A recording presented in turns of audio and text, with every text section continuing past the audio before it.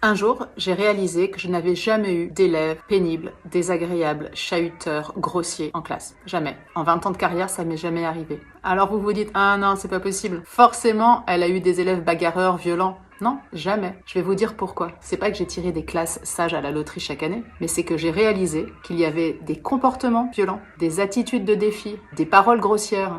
Ça oui, des situations qui m'ont mise en grande difficulté, ça oui, des soirs où je suis rentrée en pleurant à la maison parce qu'il y avait eu des coups échangés en classe ou des débordements que je n'ai pas réussi à gérer, ça oui. Mais écoutez bien la nuance, je n'ai jamais eu d'élèves violents, je n'ai jamais eu d'enfants insupportables. J'ai à chaque fois eu affaire à des enfants qui ont eu des comportements que j'ai jugés insupportables, qui m'ont mis en difficulté. C'est une énorme nuance parce qu'à partir du moment où on considère l'enfant comme un apprenant et qu'on ne le juge pas comme étant quelqu'un de ci, de ça, d'extrêmement pénible, on lui donne l'occasion, au lieu de le stigmatiser, de pouvoir justement changer ce comportement. Et ça change tout au climat de classe. Donc évidemment, bien sûr que parfois je suis face à une situation que je trouve intolérable ou que certains enfants vont avoir des attitudes qui m'estomaquent. Mais à partir du moment où je considère l'enfant comme un enfant qui doit apprendre une compétence, à réguler son émotion, à parler différemment, qui doit apprendre à contrôler ses gestes, ça me met dans une posture tout autre. Parce que face à un enfant que je vais dire violent, ça va probablement faire monter de la violence en moi. Face à un enfant que je vais considérer pénible, je vais lui dire « Bon, ça suffit maintenant, je te l'ai déjà dit 10 fois, j'en ai marre,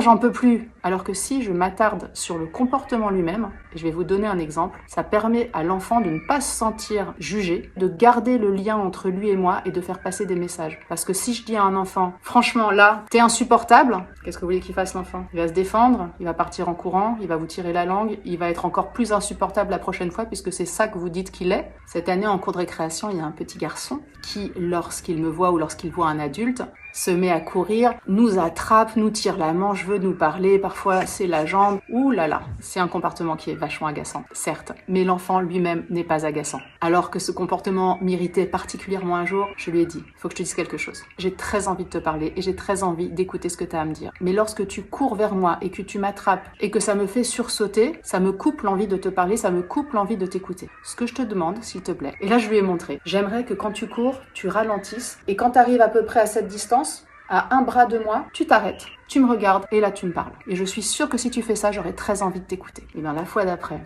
cet enfant est arrivé à toute bombe et il s'est arrêté à 1 mètre de moi. Et très fier de lui, il a fait « Là ça va? T'as bien envie de m'écouter ?» Et je fais « Oui, là j'ai très envie de t'écouter. » Les enfants ne sont pas agaçants, ils ont des comportements qu'ils peuvent améliorer. Et en me positionnant en enseignante, même dans ce genre de situation, je lui donne l'occasion d'apprendre à faire mieux. Parce que tous les enfants aiment bien faire. C'est juste que parfois, ils ne savent pas comment faire.